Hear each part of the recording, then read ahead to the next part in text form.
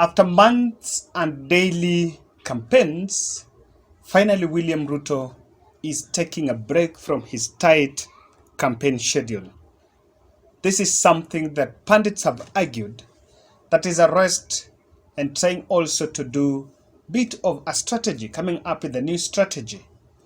William Ruto, Musalia Mudavadi, and a host of other leaders have been cleared to leave the country on Sunday the 27th for a 12-day tour of US and UK. Now, this is a story that was comprehensively covered by The Standard, and I grabbed that newspaper yesterday.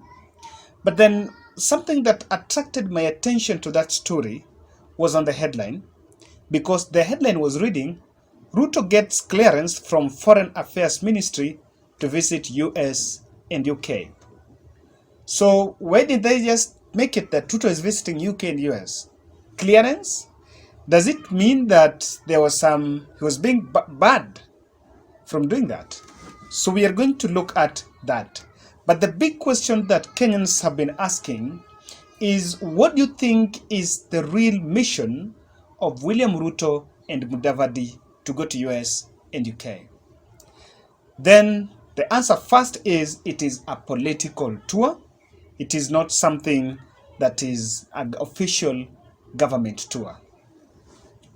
There have been questions, because if you see him going with Mudavadi, then the element of secrecy or privacy also comes into sharp focus, because one thing I understand is that then he's not going to do anything that Mudavadi could not know. But what I understand is, before a leader in the stature of deputy president leaves the country, the Foreign Affairs Ministry, and he must be cleared by President Uhuru Kenyatta. And so I'm also glad that Uhuru Kenyatta is not holding grudge and have cleared his deputy to leave. That has been done. I think even Uhuru wanted Ruto to leave so that they can have the political window to run their campaigns with the Azimio team. And that is just my thoughts though. For me, as a student of international relations, I am thinking that it is really something that has deeper meaning, more than just a mere political tour. Let me take you back to 2012. In December 2012, when William Ruto and Uhuru Kenyatta were vying for presidency, there was something that was becoming very thorny in their bid. They were actually banned from traveling to Europe, US, UK, and these countries because of the cases they were facing at ICC. Then after that, of course, they went and won. Those sanctions were lifted. But William Ruto never went out of Africa in that first term. I think there's rumor that he went to Italy. Then he also went to Tanzania, Uganda, and Zanzibar. Something. I think not Zanzibar, Zimbabwe.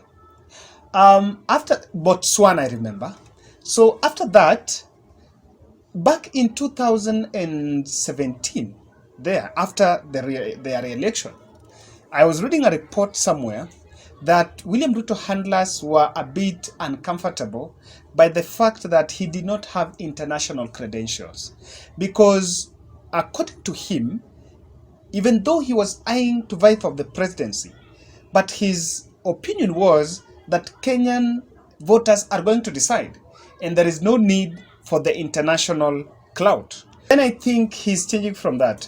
And there is a gentleman who used to work in his office who was actually shown the door simply because he was pushing for this international network. What I can tell is that William Ruto is finally getting the consciousness to look for these fellas. So the question here is, what do you think is in his mission? And for us to better understand that, let's understand what he's going to do there according to what we have been served. Then we shall also draw our own conclusions on what we shall have read. So on 2nd March, he's supposed to attend an event at Carnegie Africa Conservation on Politics and Policy at Georgia University. Now that is a session that is going to bring together policymakers, senior government officials from UK and from US rather, and other players in the international market.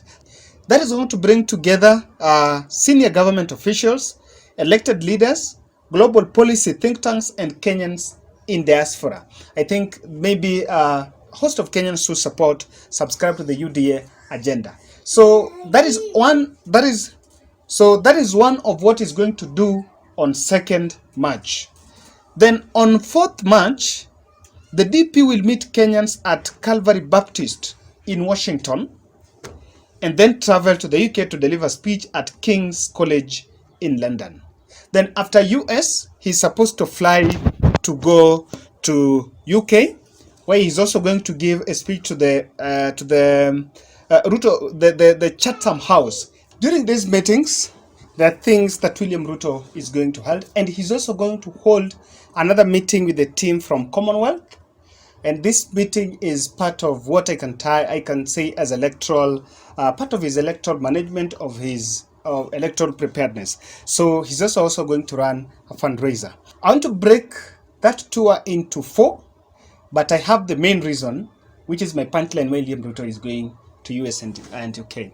One is going to benchmark on the policy, the bottom-up political agenda or economic model. I think in this, when he's going to give the speech in Chatham House, and I'm going to follow up that very keenly, he must go there because there is an intellect. He's going to defend it and say the way it's going to work. Then I think the meeting with the US, the team from the US, the policymakers, think tanks, Kenyans in diaspora, the government officials and elected leaders, he's also going to defend it because they have actually mentioned that the model is being implemented in US and it really worked. So if they go to the US, they are going to at least defend, and they believe that they can get some support and also figure out how it can be well implemented and put it to a good shape.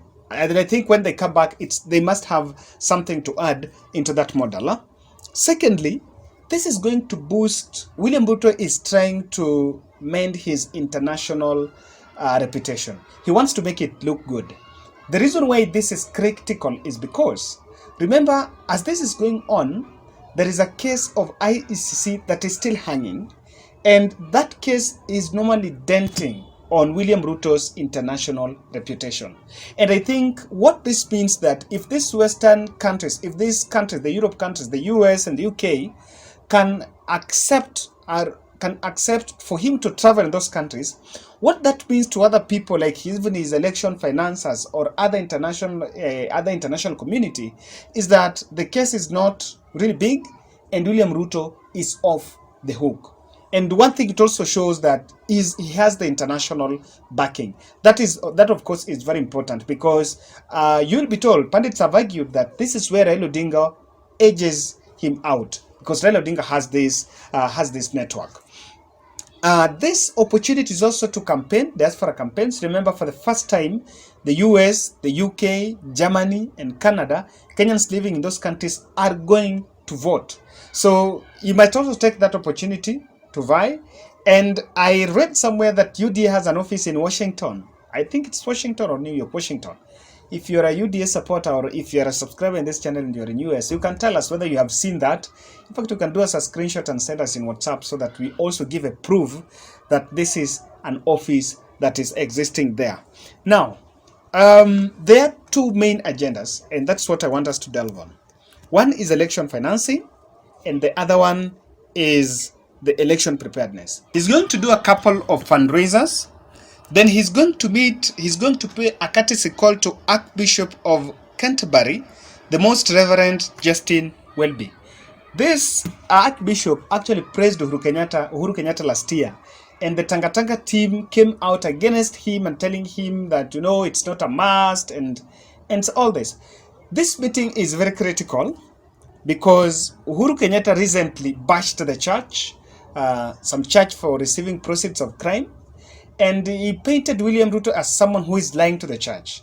Now, a photo with William Ruto meeting an archbishop in UK, being shared in his Facebook page, wait here and see, is going to be used to counter President Uhuru Kenyatta's narrative on William Ruto.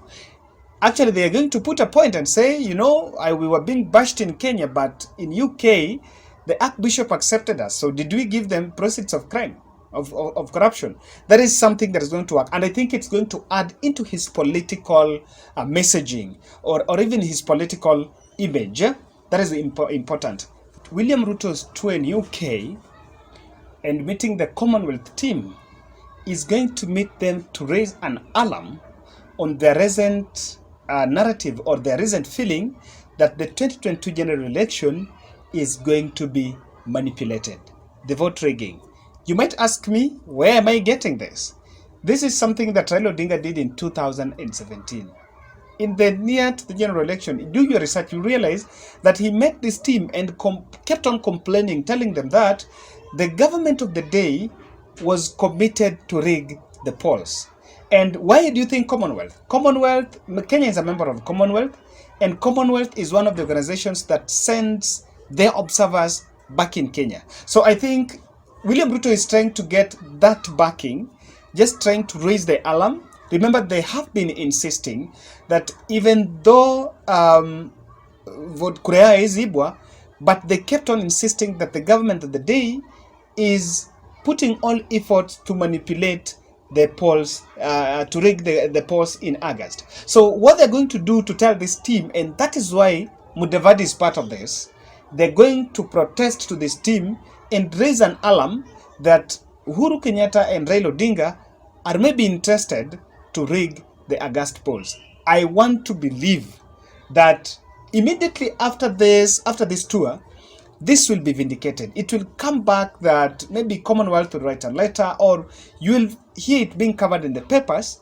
that they complained they want the international community to come and take charge and guard the check our electoral system here so that the polls cannot be manipulated.